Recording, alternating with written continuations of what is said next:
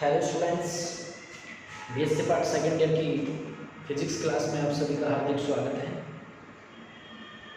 इससे पहले वाली क्लास में पढ़ने सलंद्र डाट प्रयोग किया था, जूल थॉम्सन पर आधारित सलंद्र डाट प्रयोग। और सलंद्र डाट प्रयोग को बिल्कुल आसान भाषा में आपको समझाया गया था। इसके आगे आपके आता है सलंद्र डाट प्रयोग का सिद्धांत, वो आज इसकी इस क्लास में अपन करेंगे। तो देखते हैं, आज का टॉपिक है अपना सलंद्र डाट प्रयोग का सिद्धांत। क्लास है अपनी बीएससी सेकेंड ईयर की क्लास है फिजिक्स की, और टॉपिक होगा आज का अपना सलंद्र डाट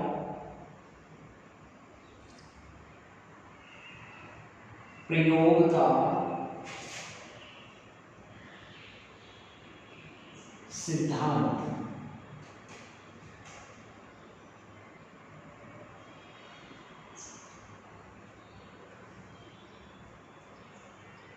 देखो, इससे पहले अपन ने सलंद्र डाट प्रयोग किया था, उसी के ऊपर आधारित है सलंद्र डाट का सिद्धांत। इसमें ध्यान रखना स्टूडेंट्स, थोड़ा मैथमेटिकल पार्ट चलेगा। मैथमेटिकल पार्ट भी बहुत इजी है, ज़्यादा हार्ड इसमें कुछ भी नहीं है, आसानी से अच्छे से समझना आप लोग। तो इस सिद्धांत को समझने के लिए सबसे पहले अपन को समझना चाहिए कि इसमें होता क्या है, सिद्धांत में होता क्या है। तो सिद्धांत को समझने के लिए इसमें एक ऊष्मारोधित नली लेते हैं। क्या? एक ऊष्मारोधित नली लेते हैं। यह जैसा कि आपको चित्र के द्वारा समझाया जा रहा है, यह एक ऊष्मारोधित नली है। इस नली के मिड में एक सलंद्र डाट लगा हुआ होता है, जिसको P से प्रदर्शित किया जाता है। ठीक है, ऊष्मारोधित नली लेते हैं। ऊष्मारोधित नली का मतलब होता है कि ऊष्मा का आदान प्रदान नहीं। ऐसी नली जिसमें ऊष्मा का आदान प्रदान नहीं हो, ऊष्मारोधित नली कहलाती। इसके बाद में चाहे तो आप इसको ऐसा करके मिला लो, ऐसा मिला लो। ऊष्मारोधित नली लेने के बाद में इसमें एक पिस्टन होता है। क्या? इसमें पिस्टन होते हैं, और पिस्टन भी दो होते हैं। दो पिस्टन इस पर लगे हुए होते हैं। एक पिस्टन होता है X और दूसरा पिस्टन इस पे होता है Y। क्या? एक पिस्टन होता है X और दूसरा पिस्टन इस पे होता है Y। इस पिस्टन यह दोनों के दोनों पिस्टन होते हैं। यह पिस्टन घर्षण रहित पिस्टन होते हैं। X और Y जो पिस्टन होते हैं, वो दोनों के दोनों पिस्टन ऊष्माहीन तथा घर्षणहीन पिस्टन लगे हुए होते। ठीक है, जो पिस्टन यहाँ पे X होता है और उस साइड में होता है Y पिस्टन लगा हुआ होता है। यह हो गया पिस्टन X और उस साइड में हो गया पिस्टन Y। ठीक है, पिस्टन X और Y लेने के बाद में अपन देखते हैं यहाँ पे कि पिस्टन X की तरफ वाले पार्ट में A भाग मानते हैं इसको, और इसको B कक्ष या B भाग मानते हैं। कक्ष A में या भाग A में प्रेशर P1, आयतन V1 और टाइम T1 होता है। कक्ष जो B है, इसमें इस इसी प्रकार प्रेशर P2, वॉल्यूम V2 और ताप होता है वो T2 होता। ठीक है, आप यह इसको भी मैं यहाँ पे लिख देता हूं, पिस्टन होते हैं ये पिस्टन लिख देता हूं यहाँ पे, पिस्टन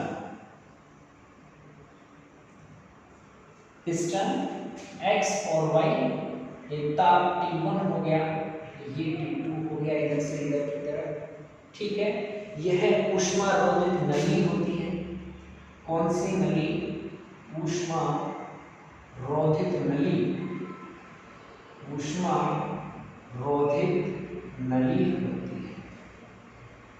ठीक है, अब देखना स्टूडेंट्स, अब ध्यान से समझना, इसको ध्यान से सुना। सरेंडर डार्ट प्रयोग को समझने के लिए ऊष्मा रोधित नली काम में ली जाती है। ऊष्मा रोधित नली वह नली होती है जिसमें ऊष्मा का आदान प्रदान नहीं होता है, उसे ऊष्मा रोधित नली कहा जाता है। यानी कि ना तो ऊष्मा को बाहर से लिया जाता है और ना ऊष्मा बाहर दी जाती है। ठीक है, इस नली के मध्य या मिड में एक सरेंडर डार्ट लगा हुआ होता है जिसे P से प्रदर्शित किया जाता है। P से किसको प्रदर्शित किया जाता है? सरेंडर डार्ट को प्रदर्शित किया जाता है। सरेंडर डार्ट लगी हुई होती है बीच में, सरेंडर डार्ट लगी हुई होती है।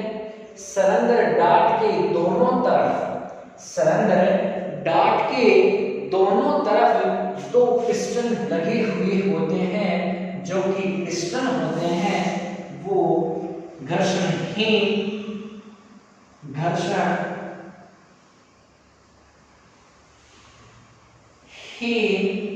व भारहीन होते हैं। सरेंडर डार्ट के दोनों तरफ दो पिस्टन घर्षणहीन व भारहीन पिस्टन लगे हुए होते। इसमें दो कक्ष होते हैं जिसे A और B दिया गया है। एक कक्ष जिसका आयतन V1, दाब P1 और टाइम T1 होता है। इसी प्रकार दूसरा कक्ष B जिसका आयतन V2, प्रेशर P2 और टेम्परेचर T2 के द्वारा प्रदर्शित किया जाता है। प्रारंभ में कक्ष A में ऊष्मा होती है और यह B होता है वो खाली होता है। प्रारंभ में कक्ष A भरा हुआ हो और कक्ष B खाली होता है। इसके बाद में मैं क्या करता हूं कि जब पिस्टन X के द्वारा कार्य किया जाता है, पहले से पर बताओ कि ये समझ में आया कि नहीं? बहुत सिंपल सी कहानी है, सिंपल सा है।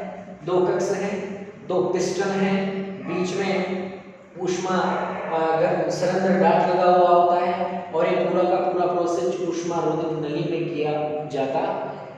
इतना करने के बाद में यहाँ से मैं अब इसका मैथमेटिकल पार्ट होता है वो स्टार्ट कर रहा हूँ। इसके लिए सरेंडर डार्ट प्रयोग के सिद्धांत में अपन देखते हैं, यह जांच करते हैं कि एंथैल्पी कांस्टेंट रहती है कि नहीं रहती है। इसकी अपन फर्क करेंगे, जांच करेंगे। तो अपने को जांच करना है कि एंथैल्पी नियत रहती है कि नहीं, और एंथैल्पी को किससे रिप्रेजेंट करते हैं? H से प्रदर्शित करते हैं और इसका फॉर्मूला होता है H = U प्लस का PV होता है। यह एंथैल्पी का फॉर्मूला होता। देखो सबसे पहले अपन इसको स्टार्ट करते हैं जब पिस्टन X के द्वारा कार्य किया जाता है। ठीक है, जब पिस्टन X के द्वारा कार्य किया जाता है, या मैं कहूं कि पिस्टन X को जब किसका दिया जाता है या सरका दिया जाता है, तब किया गया कार्य अगर W1 हो तो क्या हो? ठीक है, जब पिस्टन X के द्वारा कार्य किया जाता है तब क्या होगा? देखो जब पिस्टन, या अपन ये भी कह सकते हैं कि जब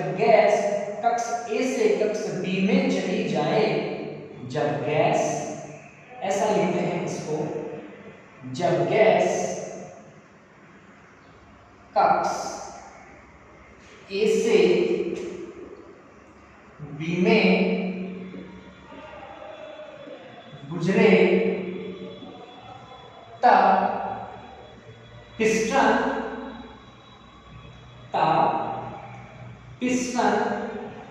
एक्स के द्वारा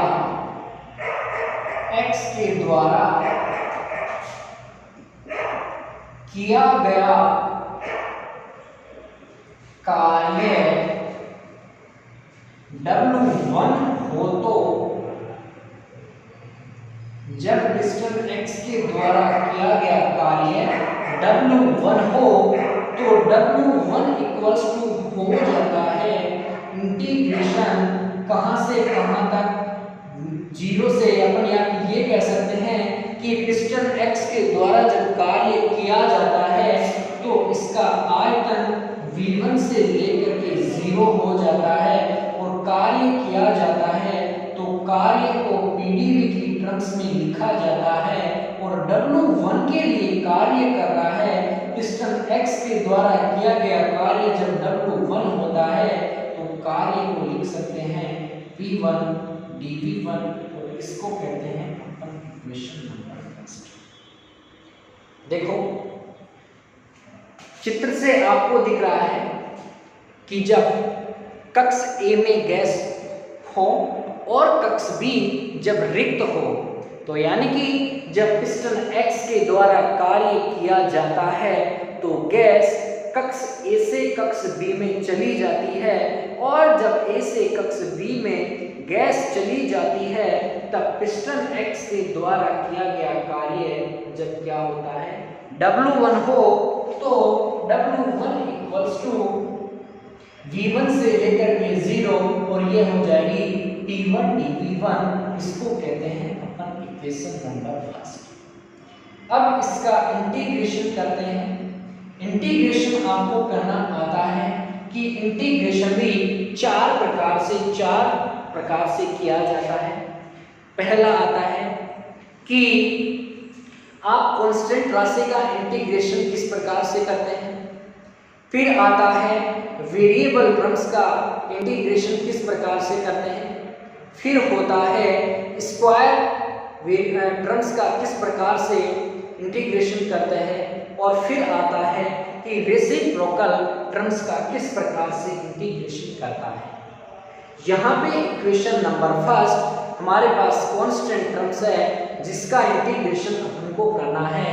कांस्टेंट टर्म्स है, अगर यहाँ पे V1 होता तो ये टर्म्स अपने पास वेरिएबल टर्म्स हो जाती, P1 की जगह V1 होता तो वेरिएबल टर्म्स हो जाती, लेकिन यह यहाँ पे कांस्टेंट टर्म्स है। अरे आपको बताऊं क्या, यहाँ पे लिख के बताऊं क्या कि कांस्टेंट टर्म्स का किस प्रकार से करते हैं, वेरिएबल का किस प्रकार से करते हैं, स्क्वायर का किस प्रकार से, और रेसिप्रोकल का किस प्रकार से।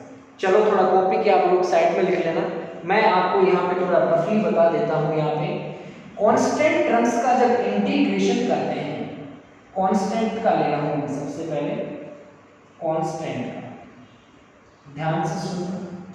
कांस्टेंट टर्म्स का मैं इंटीग्रेशन करता हूँ, कांस्टेंट टर्म्स होती है, मैंने माना ADX, कोई भी मान लो आप ADX टर्म्स होती है, ये टर्म्स, ये कांस्टेंट टर्म्स होती है। A यहाँ पे कांस्टेंट टर्म्स है, इसका अपने को इंटीग्रेशन करना है तो इसका इंटीग्रेशन होता है स्टूडेंट AX प्लस का C, इसका इंटीग्रेशन होता है A as it is constant होता है, और X का dx का क्या होता है X होता है, प्लस का C यहाँ पे कोई कांस्टेंट राशि लगा दी जाती। सेकंड जो आता है इंटीग्रेशन, टाइप ऑफ इंटीग्रेशन आप लिख लेना, इंटीग्रेशन के टाइप है, ठीक है। सेकंड जो आता है वो आता है वेरिएबल, वेरिएबल टर्म्स का जो इंटीग्रेशन करते हैं वो हमने माना कि x dx कोई वेरिएबल टर्म्स हो, इसका इंटीग्रेशन आप लोग जानते होंगे कि x स्क्वायर बाई 2 प्लस का c होता है। इसका आप निकाल सकते हैं, x dx का होता है x square by 2 plus c, अरे इसका फॉर्मूला होता है ना x की पावर n प्लस का 1/n प्लस का 1 होता है। आप लोग मैथमेटिक्स के स्टूडेंट हैं, आप लोग इजी से समझ में आ गया होगा आप लोगों को, ठीक है। थर्ड जो इंटीग्रेशन टाइप ऑफ इंटीग्रेशन है वो होता है स्क्वायर का। स्क्वायर टर्म्स का अगर मैं इंटीग्रेशन करता हूं तो स्क्वायर टर्म्स में यहां पे ले रहा हूं x स्क्वायर dx को स्क्वायर टर्म्स है, इसका इंटीग्रेशन आप लोग इजी से कर सकते हैं इसी फॉर्मूले से, प्लस का यही फॉर्मूला काम आ रहा है। इसके बाद में जो थर्ड टाइप ऑफ इंटीग्रेशन है वो आता है रेसिप्रोकल। रेसिप्रोकल में क्या होता है, इस टाइप के जो इंटीग्रेशन इस फॉर्म में दिए हुए होते हैं और 1/x का जो इंटीग्रेशन आप लोग सभी जानते हैं कि log x प्लस का c होता है, ठीक है। अब इन चारों तरीकों से मुझे देख करके बताओ इक्वेशन नंबर फर्स्ट की ये कौन सा इंटीग्रेशन है। ये होता है कांस्टेंट इंटीग्रेशन होता है। इसका इंटीग्रेशन करेंगे तो w1 हो जाएगा, डायरेक्ट लिख दूं क्या यहाँ पे, मेरे हिसाब से माइनस का p1 v1 हो जाएगा। कैसे होगा, इसका इंटीग्रेशन करूंगा, लिमिट दे रखी है v1 से लेकर के 0 तक, इंटीग्रेशन किया p1 हो गया, dv v1 का क्या हो गया v1, लिमिट कहां से कहां तक v1 से लेकर के 0, लिमिट का उपयोग करता हूं तो पहले 0 आ जाएगा, 0 को 0 माइनस का v की जगह यहां पे v1 रखूंगा तो क्या हो जाएगा p1 v1 हो जाएगा, तो माइनस का क्या आ जाएगा p1 v1 होगा, ठीक है। ओके, यहाँ पे चाप अगर 1 लेना है तो आप यहाँ से 1 हटा भी सकते हैं, ठीक है। ये कोई कौन है, ये इसके रेस्पेक्ट में करना है अपने को, तो इसी प्रकार से यहाँ से w1 इक्वल्स टू माइनस का p1 v1 इसका इंटीग्रेशन हो जाएगा। इसको अपन ने इक्वेशन नंबर 2 नेम दिया। अरे v1 भी लिखना चाहो तो लिख लो, ये लो लिख लो, कोई दिक्कत नहीं है, ठीक है।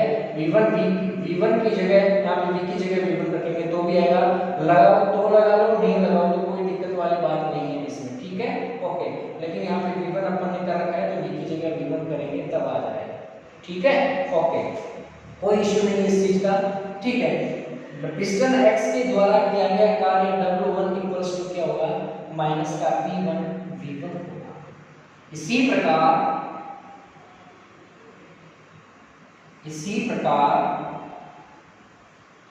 पिस्टन y के द्वारा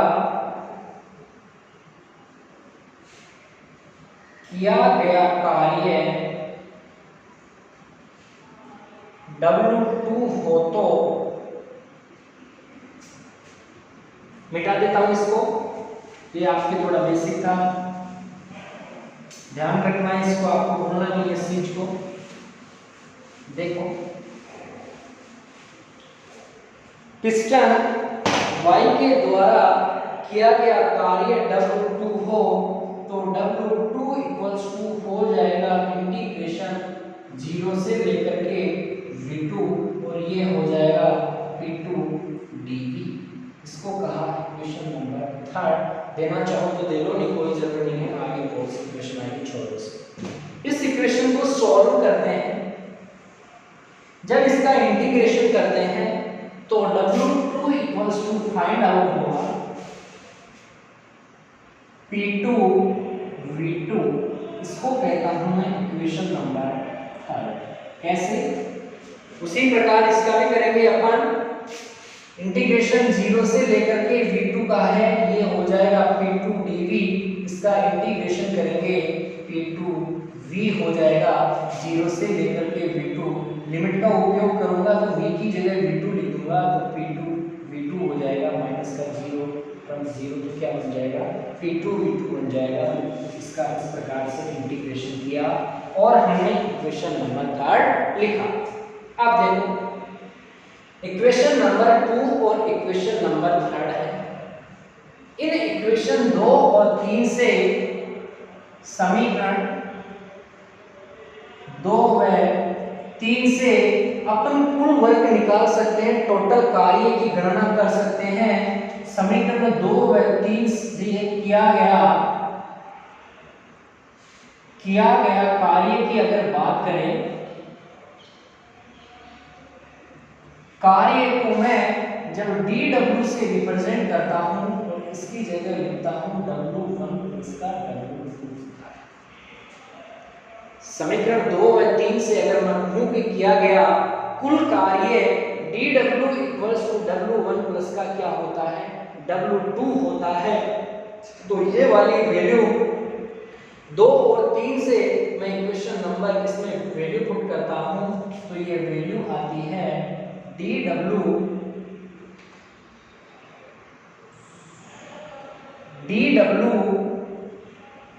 इक्वल्स टू w1 की जगह हमने लिखा माइनस का p1 v1 और w2 की जगह लिख रहा हूं p2 v2। इसको प्लस को पहले लिख लेता हूं, माइनस को बाद में पुट करता हूं, तो ये होता है p2 v2 माइनस का p1 v1 और एक किया गया कार्य को प्रदर्शित करता है इक्वेशन नंबर 4। ठीक है।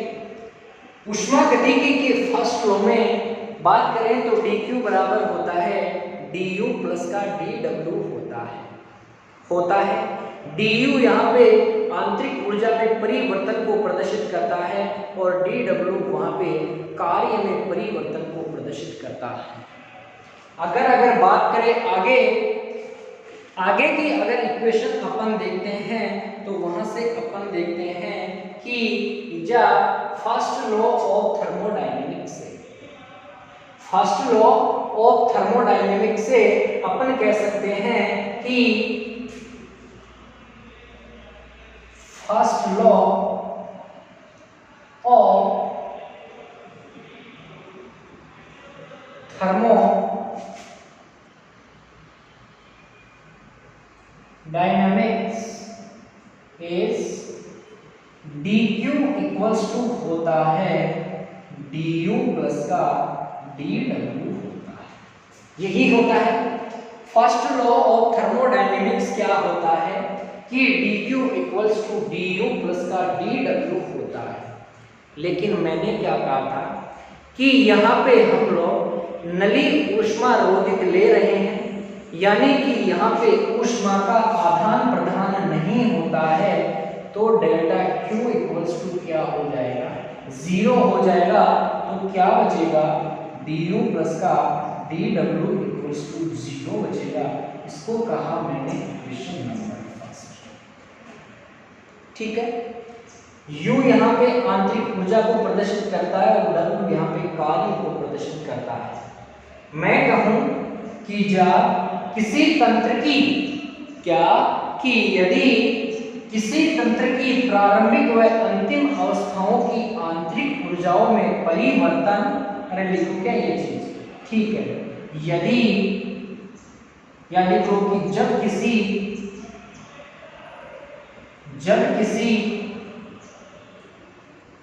तंत्र की प्रारंभिक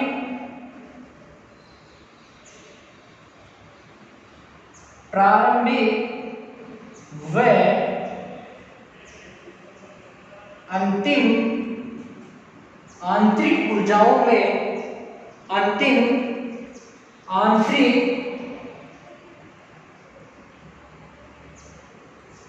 आंतरिक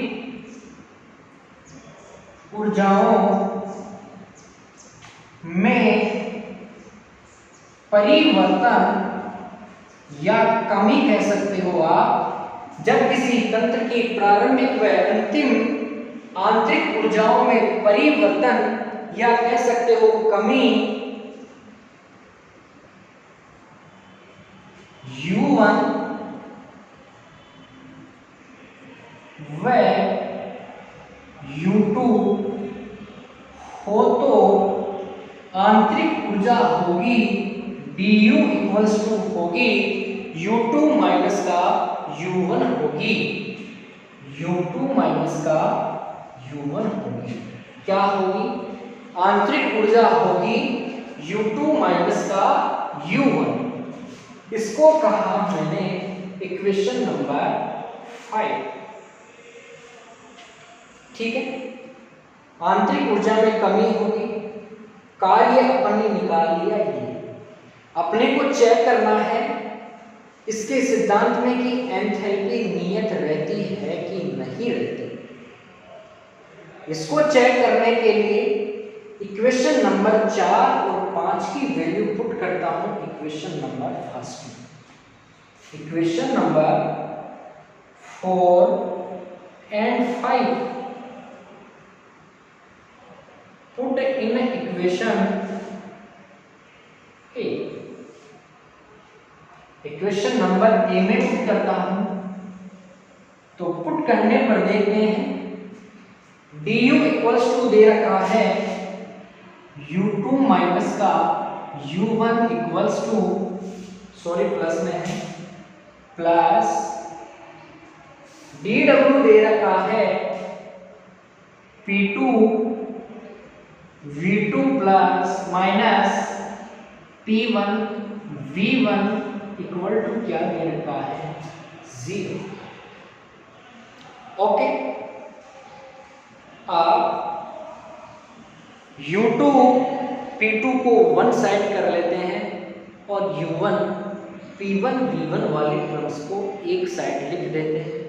तो देखो u2 यहाँ पे पॉजिटिव है और p2 v2 भी पॉजिटिव है, तो इनको एक तरफ लिखता हूँ u2, कैपिटल में लिखो कोई फर्क नहीं पड़ता, u2 plus p2 v2, right. Minus terms में है माइनस का u1 और माइनस का p1 v1 इक्वल टू 0। इस इक्वेशन को देखो, क्या इस वाले टर्म्स में मैं माइनस अगर बाहर कॉमन ले लेता हूं तो यहां पे अंदर प्लस हो जाएगा, क्या हो जाएगा। इस माइनस वाले टर्म्स को उधर पक्षांतरण कर देता हूं तो u2 प्लस का p2 v2 इक्वल्स टू हो जाएगा u1 प्लस का p1 v1, राइट। जब यह हो जाता है तो एंथैल्पी, अरे देखो रे, एंथैल्पी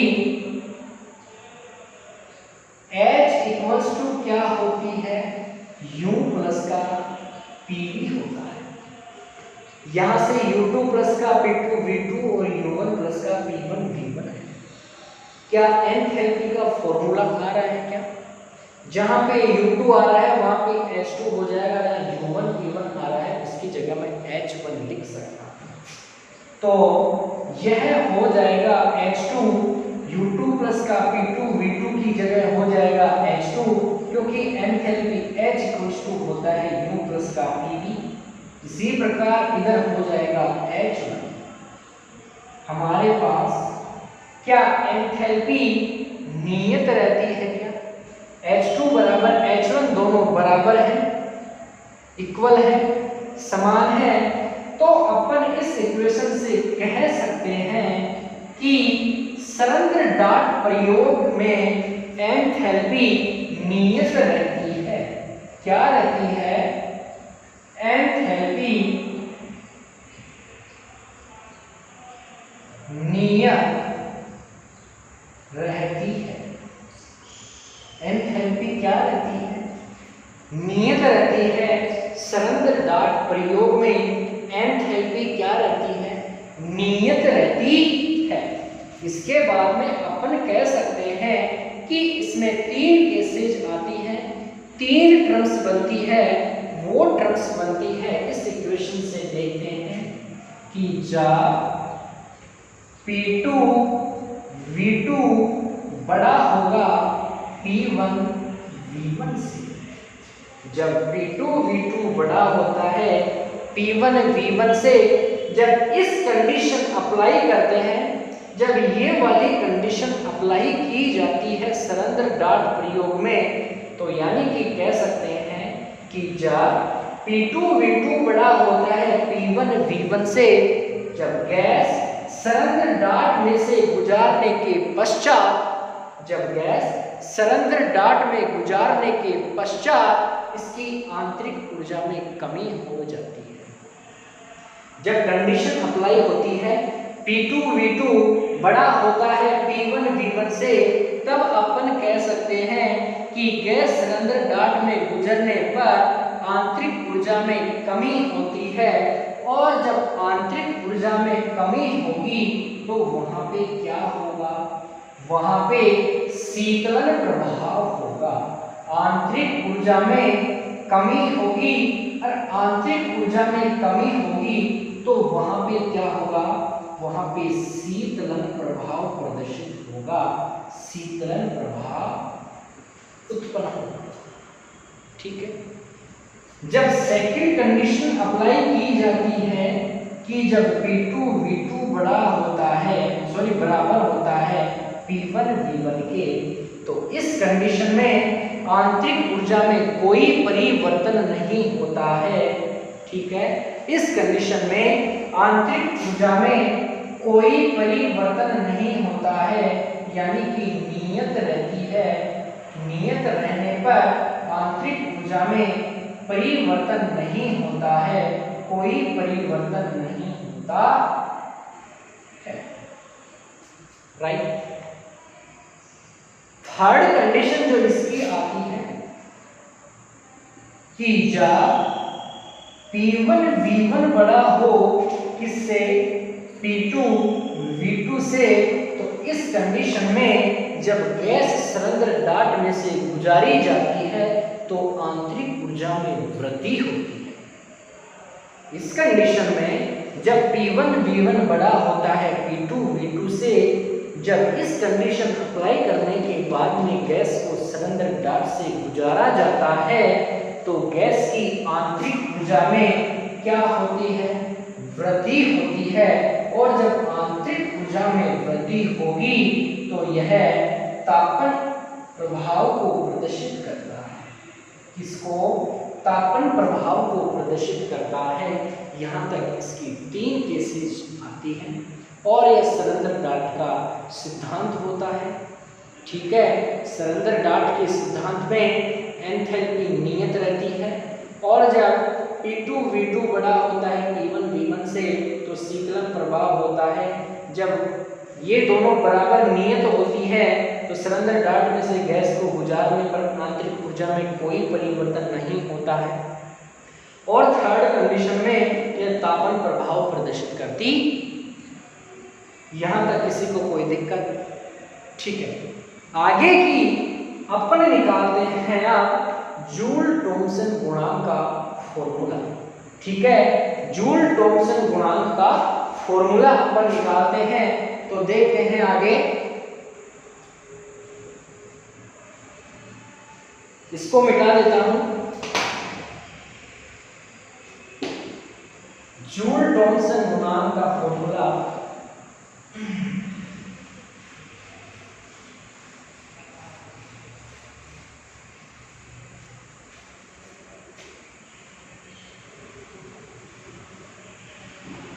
ये इसी पार्ट में है, ये जूल थॉमसन गुणांक का ध्यान रखना, इसी पार्ट में है जूल थॉमसन गुणांक का फॉर्मूला। देखो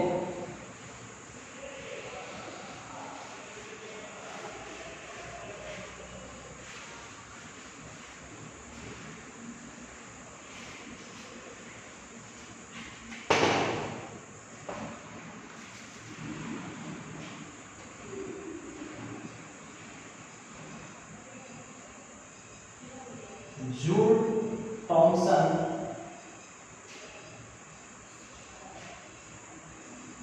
गुणांक, इसको किससे रिप्रेजेंट करते हैं, म्यू एच से प्रदर्शित करते हैं। अरे एच यहाँ पे एंथैल्पी को प्रदर्शित करता है जो कि नियत होती है। ठीक है, कोई दिक्कत? म्यू एच की अपन को वैल्यू निकालनी है लास्ट में। ठीक है, चलो इसको स्टार्ट करते हैं। इसको स्टार्ट करते हैं अपन ऊष्मागतिकी के प्रथम नियम से। जूल थॉमसन गुणांक की आपकी एग्जाम में आता है, ध्यान रखना स्टूडेंट्स। और एमएससी के इंटरेस्ट में भी डायरेक्ट फॉर्मूला दे देता है कि म्यू एच इक्वल्स टू क्या होता है। ठीक है, इसका फॉर्मूला कुछ चेंजेस कर देता है, तो वो आपको ध्यान रखना है। इसमें देखते हैं जूल थॉमसन गुणांक म्यू एच ऊष्मागतिकी के प्रथम नियम से। जूल थॉमसन कोफिशिएंट बोलते हैं इसको। ठीक है, ऊष्मागतिकी के प्रथम नियम से ऊष्मागतिकी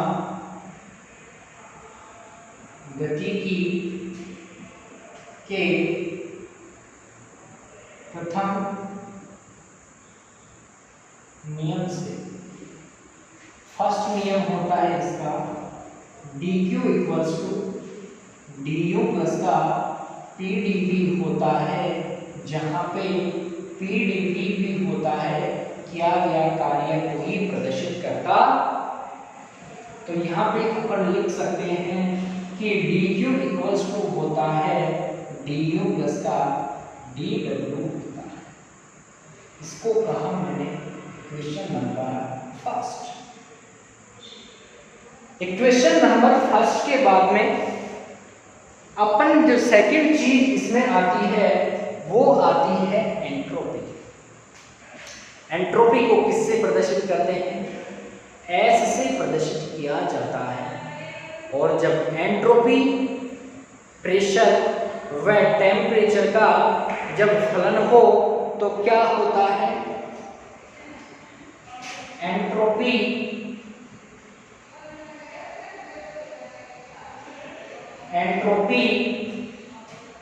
जब ताप व दाब, एंट्रोपी जब ताप व दाब पर निर्भर हो तो एंट्रोपी होगी एस इक्वल्स टू लिख सकते हैं एंट्रोपी ताप व दाब का फलन हो या ताप व दाब पर निर्भर हो तो इसको लिख सकते हैं T और P। T1 हो जाएगा कोमा। ठीक है, इसको कहा इक्वेशन नंबर फर्स्ट, या आप जो भी है कोई दिक्कत नहीं है, इक्वेशन नंबर सेकंड। ठीक है, इक्वेशन नंबर सेकंड का आंशिक अवकलन करने पर, इक्वेशन नंबर सेकंड का आंशिक अवकलन करने पर, आंशिक अवकलन करने पर देखो ds इक्वल्स टू ये हो जाएगा, एक बार t के करूंगा तो t को कांस्टेंट मानूंगा, t का करूंगा तो t को कांस्टेंट रख लेते हैं। ds upon delta t, constant क्या माना p, ये हो जाएगा 2, राइट, प्लस एक बार delta s upon delta p, t constant, तो ये क्या हो जाएगा dp। इसको कहा इक्वेशन नंबर 3। यहाँ तक किसी को कोई दिक्कत, यहाँ तक किसी को कोई समस्या? बिल्कुल इजी किया है, पूरा का पूरा मैथमेटिकल पार्ट है और मैथमेटिकल पार्ट में आपको कोई दिक्कत नहीं आनी चाहिए क्योंकि मैथमेटिक्स के आप लोग स्टूडेंट हो। इसी के बाद में जो थर्ड पार्ट है, पहला पार्ट किया ऊष्मागतिकी के प्रथम नियम से, सेकंड किया एंट्रोपी जब ताप व दाब पर निर्भर करती हो, एंड जो थर्ड पार्ट है, जो थर्ड पार्ट इसमें कि जब एंथैल्पी क्या रहती है, इसमें कांस्टेंट रहती है, कि जब एंथैल्पी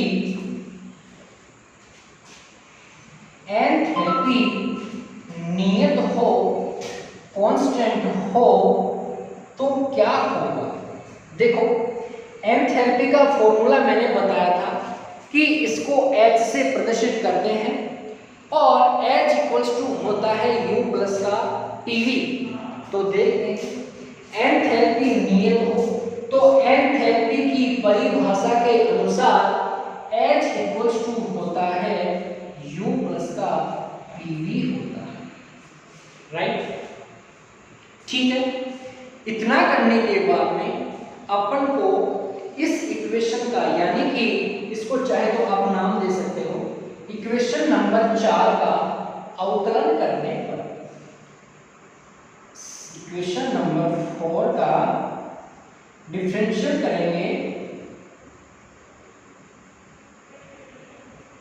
देखो डिफरेंशियल करेंगे इक्वेशन नंबर 4 का, तो ये हो जाएगा dh equal to du plus p का करेंगे तो v को बाहर ले लेंगे v dp प्लस, जब v का करते हैं तो p को बाहर रख लेते हैं p dp, यही होता है। अब इस इक्वेशन की शकल देखो और इससे पता लगाओ कि इसमें कौन सा नियम लागू हो रहा है। du प्लस का pdv आ रहा है, अरे फर्स्ट लॉ ऑफ थर्मोडायनेमिक्स से ही आ रहा है क्या कि dq इक्वल्स टू या tds इक्वल्स टू होता है du प्लस का pdv होता है। अरे यही होता है क्या, यही होता है। और इसको किसके इक्वल टू मानते हैं, TDS के इक्वल टू भी मानते हैं। यहाँ पे मैं क्लियर कर देता हूँ आपको, हमने यही मान करके लेके चल रहे थे कि DQ इक्वल्स टू होता है TDS और TDS इक्वल्स टू होता है DU प्लस का PDV। यहाँ से ये बताओ DU प्लस का PDV की जगह मैं क्या लिख सकता हूँ, TDS लिख सकता हूँ इन दोनों टर्म्स में, तो दोनों टर्म्स की जगह DH इक्वल्स टू हो जाएगा TDS प्लस का हो जाएगा VDP हो जाएगा। यहाँ पे आप हिंट लिख सकते हो DU प्लस का PDV होता है TDS, इसको TDS लिख सकते हैं, ये लो ये लो, ठीक है। मैंने क्या कहा था कि एंथैल्पी नियत हो, एंथैल्पी जब नियत होती है तो DH इक्वल्स टू क्या होता है, 0 हो जाएगा और टर्म्स आ जाएगी VDP प्लस का क्या हो जाएगा TDS इक्वल टू क्या हो जाएगा 0। या आप लोग कह सकते हैं कि TDS इक्वल्स टू क्या हो जाएगा VDP इक्वल, मैंने इसको उल्टा लिख दिया है, एक ही चीज है, कोई दिक्कत नहीं है, आप चाहो तो कैसे भी करके लिख सकते हैं, ठीक है।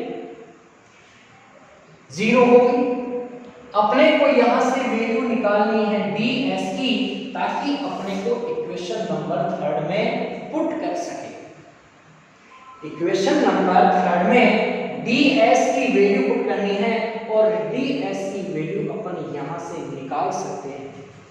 तो TDS को एज इट इज रख लूंगा और इस VDP को उधर भेज दूंगा, तो ये माइनस का क्या हो जाएगा VDP, DS की चाहिए तो इस T को भी इसके नीचे भेज दूंगा, DS इक्वल्स टू हो जाएगा माइनस का VDP अपॉन ये हो जाएगा T, राइट। यह जो वैल्यू है इसको मैंने इक्वेशन नंबर दिया 1। इस इक्वेशन नंबर 1 को मैं पुट करता हूँ इक्वेशन नंबर 3 में।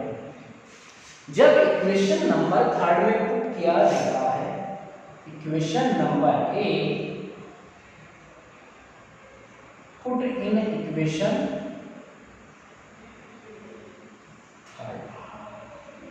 3 में पुट करेंगे तो DS की जगह मैं लिख सकता हूं माइनस का VDP upon T equal to as it is delta S upon delta T, constant क्या है स्टूडेंट्स P, ये हो गया dt plus delta S upon delta P, constant क्या है T और ये हो गया dt। यहां तक किसी को कोई दिक्कत है, समझ में नहीं आ रहा हो तो हमको कमेंट के द्वारा आप लोग बता सकते हो। और आप ये बहुत सिंपल कैलकुलेशन है, बस इसमें सिर्फ फॉर्मूले काम आ रहे हैं। फॉर्मूलों का कैलकुलेशन लगा करके मैथमेटिकल से इसको सॉल्व कर रहे हैं। देखो आगे अपन देखते हैं कि यहाँ पे जो माइनस का VdP/T है, क्या इस T को इन दोनों साइड में भेजने पर ये दोनों साइडों से गुणा हो जाएगा, इधर गुणा करने पर। चलो इसको गुणा करते हैं, तो गुणा करने पर होगा माइनस का VdP इक्वल्स टू हो जाएगा T ds/dt P dt चल रहा है एज इट इज, प्लस इससे भी मल्टीप्लाई होगा तो T ds/dP और ये हो जाएगा dP। यहां तक किसी को कोई दिक्कत? ठीक है, इसको अपन ने नाम दिया इक्वेशन नंबर 5। अब मुझे ये बता दें कि विशिष्ट ऊष्मा की परिभाषा से definition of specific heat is, विशिष्ट ऊष्मा के अनुसार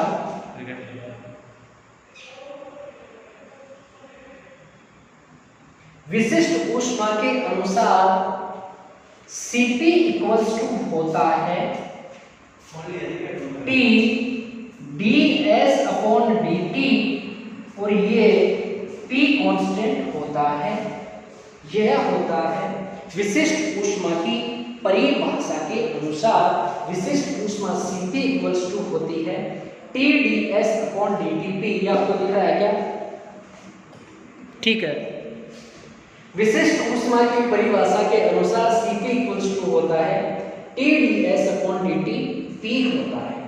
इक्वेशन नंबर 5 में T ds/dt P की जगह हम क्या लिख सकते हैं? Cp लिख सकते हैं।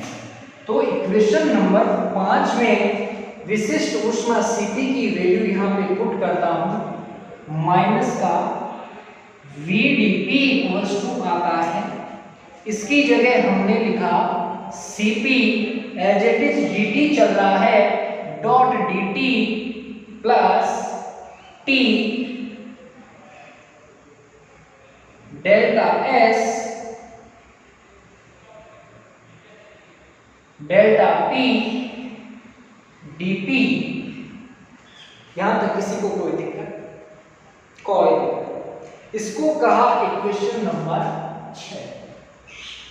इक्वेशन नंबर 6 के बाद में अपने को लास्ट एंड फाइनली जो वर्क करना है वो करना है कि ds/dP है, ds/dP है और यहाँ पे कांस्टेंट क्या लेके चल रहे थे अपन? T। तो कांस्टेंट तो लेके चलना है, नहीं तो पूरा ही मामला गड़बड़ हो जाएगा।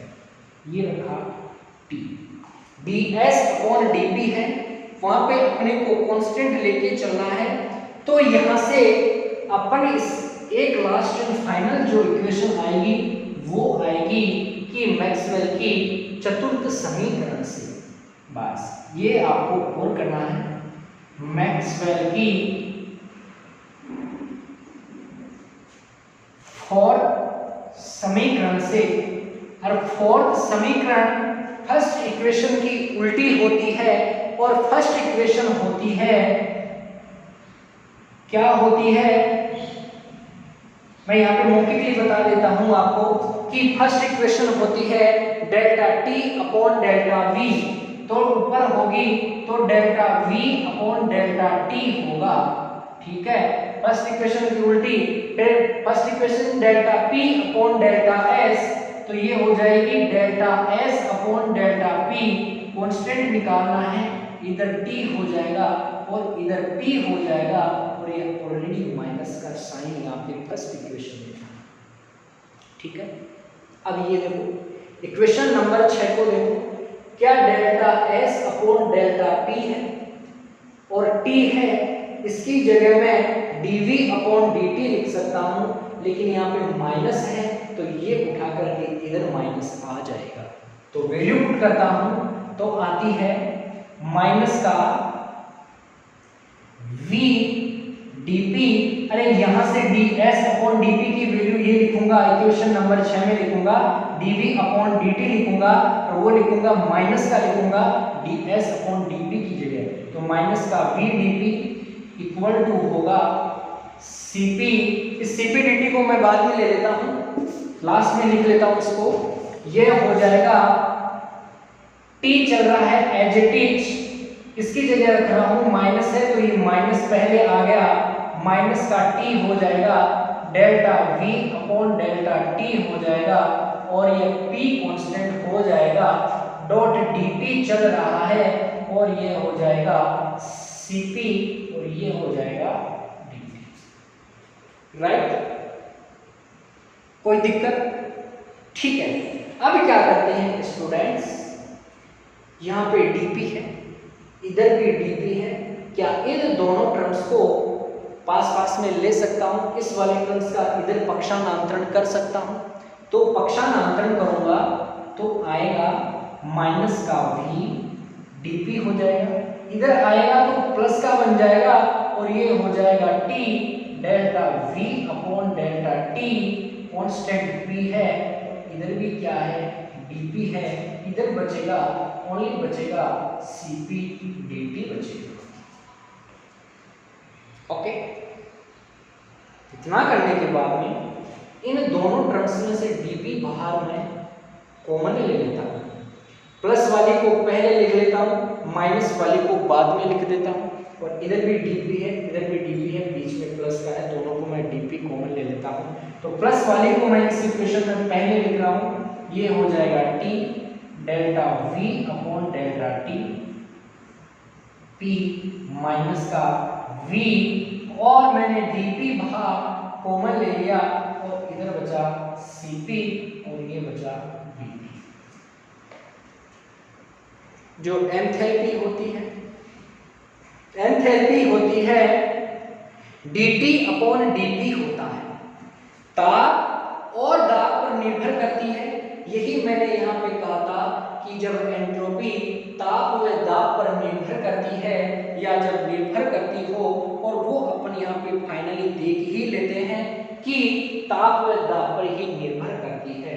इस dp को इसके नीचे डिवाइड कर दूंगा और इस cp को इधर भेज दूंगा, तो आ जाएगा 1 अपॉन cp, इधर आया, टर्म्स आ रही है एज इट इज की delta v upon delta t, p minus का v इक्वल टू इधर आया dt अपॉन क्या आया स्टूडेंट्स dp,